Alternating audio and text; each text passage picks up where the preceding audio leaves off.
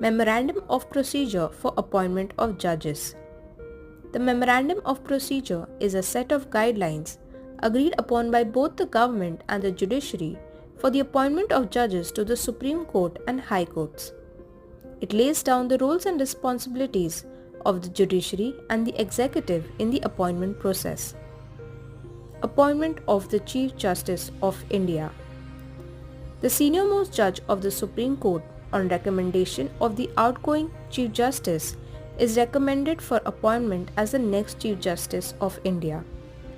Appointment of judges to the Supreme Court. When a vacancy arises or is anticipated, the Chief Justice of India initiates the process by recommending a suitable candidate to the Union Minister of Law and Justice. The CJI forms his recommendation after consulting with the collegium of the 4 senior-most puisne judges of the Supreme Court. The recommendation is forwarded by the Union Minister to the Prime Minister. The Prime Minister then advises the President of India on the appointment. Appointment of Acting Chief Justice of India. Appointment of Acting Chief Justice is made by the President under Article 126 of the Constitution. The President of India appoints an Acting Chief Justice when there is a vacancy in the office of the Chief Justice of India, regardless of the duration of the vacancy.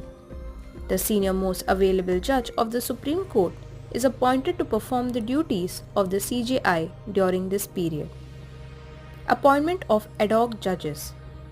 Article 127 of the Constitution provides that when there is no quorum of judges available to hold or continue a session of the Supreme Court, the CJI can request the appointment of an ad hoc judge. The CJI, with the previous consent of the President, consults the Chief Justice of the High Court concerned regarding the availability of a qualified High Court judge. Once a judge is identified, the recommendation is sent to the President for appointment. Stay tuned for more videos in the series.